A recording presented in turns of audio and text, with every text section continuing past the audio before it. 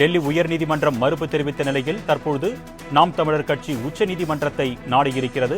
உச்சநீதிமன்றத்தில் மேல்முறையீடு செய்யப்பட்டிருக்கிறது. அதை நாம் அண்மை செய்தியாக பார்த்துக் கொண்டிருக்கிறோம். இதுகுறித்த கூடுதல் விவரங்களை செய்தியாளர் கிருஷ்ணமூர்த்தி வழங்க நாம் கேட்கலாம். வணக்கம் கிருஷ்ணமூர்த்தி, கூடுதல் விவரங்கள்.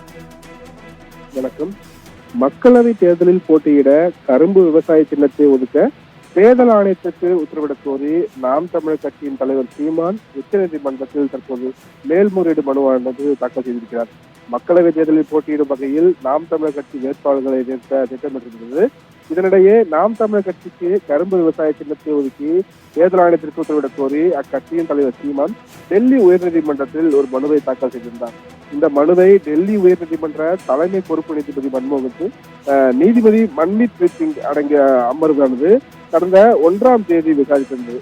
சீமான் தரப்பில் ஆஜரான மூத்த வழக்கறிஞர் தேர்தலில் நாம் தமிழர் கட்சி 6.57% வாக்குகளை பெற்று தமிழகத்தில் 3வது மிகப்பெரிய கட்சியாக உள்ளதாக, இருப்பினும் அங்கீகரிக்கப்படாத ஒரு கட்சியாக இருப்பதால் மட்டுமே ஒவ்வொரு முறையும் கேட்டு விண்ணப்பிக்க வேண்டியுள்ளதாக தெரிவிக்கப்பட்டது. இதன்படி பிப்ரவரி 1 வாரத்திலேயே கரும்பு விவசாய சின்னம் கேட்டு விண்ணப்பித்தும் மனுதாரருக்கு அந்த சின்னத்தை ஒதுக்கவில்லை. எனவே நாம் தமிழர் கட்சிக்கு கரும்பு விவசாய சின்னத்தை ஒதுக்கி தேர்தல் ஆணையத்துக்கு உத்தரவிட வேண்டும் என்றும் அவங்க தரப்பில் வாதங்கள் வைக்கப்பட்டுள்ளது. இதற்கும் ஆட்சேபம் தெரிவித்த தேர்தல் ஆணையத்தின் தரப்பில் முதலில் வருபவருக்கு முன்னுரிமை அடிப்படையில் ஏற்கனவே விண்ணப்பித்த நபருக்கு கரும்பு விவசாய சின்னத்தை ஒதுக்கிவிட்டதாகவும் சுயேட்சை சின்னங்களை யாரும் உரிமை கொண்டாட முடியாது என்றும் உச்சநீதிமன்றத்தில் வாதங்களானது வைக்கப்பட்டிருந்தது.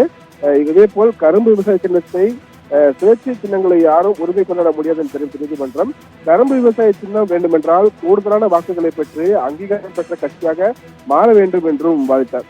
இவ்வாறாக அனைத்து தரப்பு வாதங்களும் பதிவு செய்து கொண்ட டெல்லி உயர்நீதிமன்றம் மக்களவை தேர்தலில் போட்டியிட கரும்பு விவசாய சின்னத்தை ஒதுக்க தேர்தல் ஆணையத்திற்கு உத்தரவிடக் கோரி நாம் தமிழர் கட்சியின் தலைவர் சீமான் தாக்கல் செய்த மனுவை தள்ளுபடி செய்து உத்தரவிட்டிருந்தது.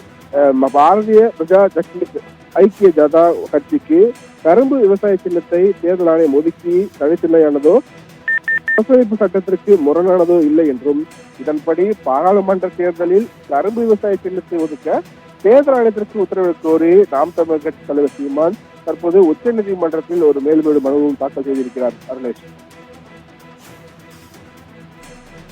விவரங்களுக்கு நன்றி கிருஷ்ணமூர்த்தி.